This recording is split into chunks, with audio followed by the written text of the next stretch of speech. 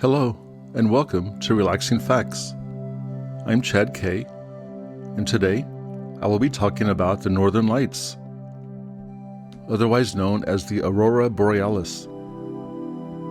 Each week, I share interesting stories and little-known facts on a variety of topics, accompanied by gentle, soothing music. My goal is to help you find a sense of calm during your busy day.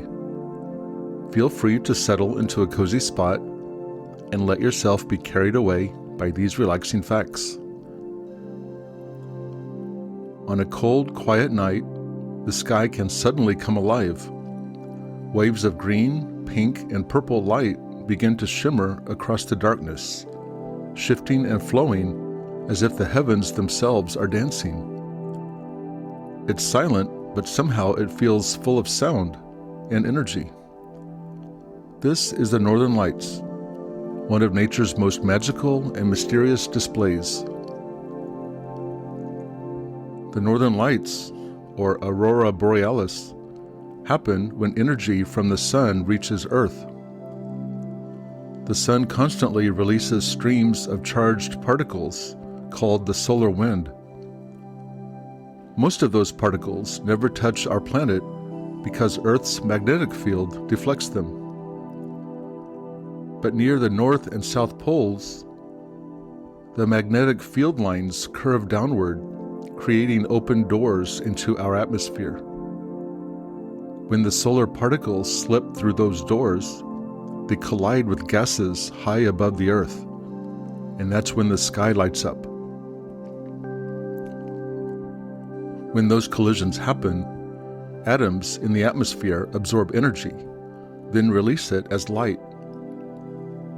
Oxygen produces green and sometimes red light, while nitrogen creates pink, purple, or blue. These colors twist and shift because the particles move along magnetic field lines, shaping the light into glowing arcs, curtains, and spirals. Each aurora is unique, sometimes gentle and still, or sometimes wild and full of motion. For most of human history, people didn't know what caused this mysterious glow, so they told stories. In Norse mythology, the lights were said to be the shining armor of the Valkyries as they guided fallen warriors to Valhalla. In Finland, people spoke of a magical fox whose tail swept sparks into the sky, calling them Revontulet, or the foxfires. The Inuit in the Arctic believed the lights were the spirits of the dead playing games in the night sky. Even in parts of Europe, red auroras were sometimes seen as warnings from heaven or omens of war. It's easy to understand why.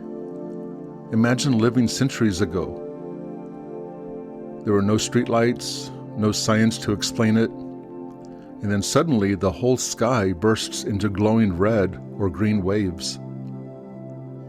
For those who saw it, it must have felt like the earth itself was speaking. The name Aurora Borealis comes from Galileo, who combined Aurora, the Roman goddess of dawn, with Boreas, the Greek god of the north wind.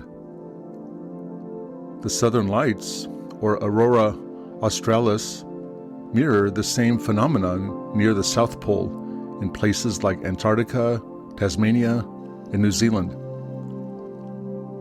They're just as beautiful, flickering rings of color that wrap around the poles like glowing halos.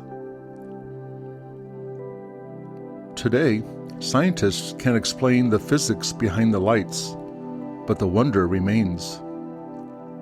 And thanks to satellites and space weather forecasting, we can even predict when auroras might appear. The best time to see them is during periods of high solar activity, especially around the solar maximus, which happens roughly every 11 years when the sun is most active. During those years, auroras become brighter, more frequent, and visible much farther from the poles. Right now, we are entering one of those active periods, which means the coming winters could bring some of the best northern lights displays in decades. People in Northern Europe, Canada, and the northern United States may have a better chance than usual to see them. To witness the northern lights, you need a few things: dark skies, patience, and a little luck. The best viewing spots include Alaska, Iceland, Norway, Finland, and northern Canada, places where city lights are few and the nights are long. The best time of year is from September to March, when the skies are darkest. Many aurora chasers use apps that track something called the KP index, which measures geomagnetic activity. A reading of 5 or higher means a strong chance of seeing auroras at lower latitudes. But even with forecasts and technology, the lights never appear on command. You might wait for hours in freezing air, staring at a blank sky, until suddenly a faint glow appears. It spreads, brightens, and starts to move. And in that moment, every minute of waiting feels worth it. Scientists have discovered that auroras are not just something to see. They can sometimes be heard. Under very still, quiet conditions, faint crackling or popping sounds have been recorded, caused by electrical discharges near the ground during strong magnetic storms. It's rare, but it adds another layer of mystery, as if the sky itself is whispering while it glows. Beyond their beauty, auroras also have a practical side. They are part of what scientists call space weather, the constant interaction between solar energy and Earth's magnetic field. When the sun releases especially strong bursts of particles, called coronal mass ejections, they can cause powerful geomagnetic storms on Earth. These storms not only create incredible auroras, but can also interfere with satellites, GPS systems, and even power grids. In 1989, one such storm caused a blackout in Quebec that left millions of people without electricity. So when scientists study the aurora, they're not just chasing beauty. They are tracking how the sun's activity affects our planet. Understanding these interactions helps protect technology and infrastructure, especially as we become more dependent on electronics and communication systems that rely on satellites. But for most people, the lights are more emotional than scientific. There's something deeply human about standing beneath that glowing sky. It's the same feeling people have had for thousands of years, a mix of awe, peace, and humility.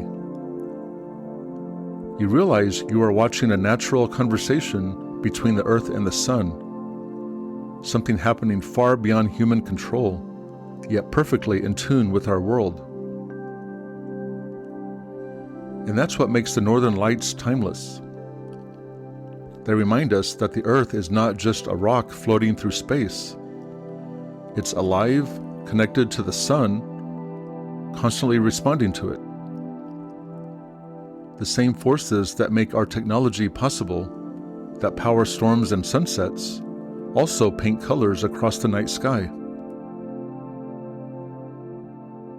Even if you understand the science, the experience does not lose its magic.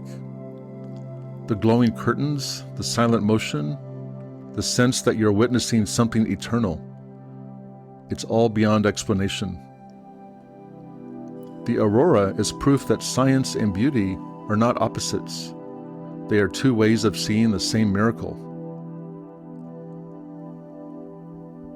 And that brings us to the end of this week's talk. If you like this episode of Relaxing Facts, I would love for you to subscribe, leave a comment, or click like. I hope you have a fantastic day, whether you are taking a moment to unwind or simply enjoying some calming listening. Thank you so much for being here. I am Chad K, and I really look forward to seeing you next time. Bye.